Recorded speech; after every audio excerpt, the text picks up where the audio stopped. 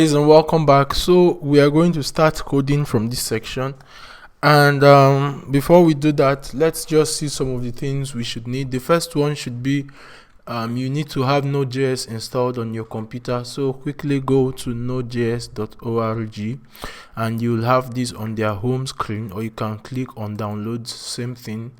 And then when you are there, you'll have two options. You have the long-term support LTS, and then the current one which has the latest features. And I'll be sticking to the long-term support, so I'll just click on it to download it. And I think you should do that as well. Download the long-term support, it will work for you. So it's downloaded and I install. So let's install it. Okay, so it's very simple to install. I think I just have to agree, and I like where it's supposed to be installed. So for Windows users, you just go, it's a very simple step as well to get it installed, and let's wait for it to be done. So we have Node.js installed, and we can check that by opening our terminal. And if we come to our terminal, we'll just type node-v for version to see the version of Node we have on our computer. So you can see it's 14.17.5, which is same as this, which we just installed now. And then Node.js comes with a package manager, which is npm. So let us see that. You type npm-v as well.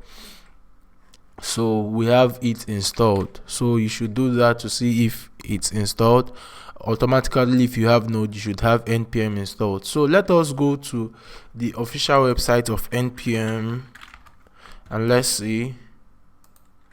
So npm is a package manager which we are going to be using a lot in this course to install packages. So like the first package we'll be installing is Express. Okay, Express.js, but let's see here. Okay, so this is the first package we'll be using, and this is how we're going to install it.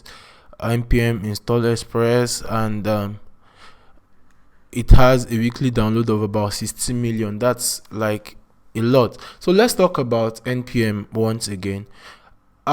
It's very difficult for you as a developer to code several things and several functionalities. So some nice developers out there have done some of these things for you, and all you have to do is you look for something you need, you install the package, and you can go through the documentation, which I'll show you how you can understand documentation in this course, and then you will see how you can use such packages. Okay, so the next thing you need is Visual Studio Code, or whichever text editor you think it's convenient for you. For me, I love Visual Studio Code, and that's what I'll be using in this course. That's because it comes with some nice extensions which make life easy as a developer. So you can visit code.visualstudio.com, and then when you get there to their homepage, you can click on these to see which version of computer you are using. I'm on the Mac and I already have it installed, so I'll just quickly, I think it's already opened. Alright, so well, after you have installed it, very easy to install. You can create a folder on your computer. For me, I've created one. I'll go to my terminal again. Okay, I have inside my tutorials folder, I just made this for this course because I want to work completely on this computer. So inside the tutorial, I have created a folder called movie app, and that is the folder we have here. And inside of that, you don't need to do this. I just changed some of my one or two of my VS Code settings here. I had to make the font size bigger so you get to see, and I changed the tab size to 4. But I think with yours, you are okay with the way it is. I had to do that to make it bigger. Okay, the next thing I have done is I think you need some extensions. So let me show you some of, just you come to your extension, you click on this icon. There are lots of extensions here. I'll show you some of the ones that are important for this project. I think you should have .env installed. Okay, that's to make your .env file pretty.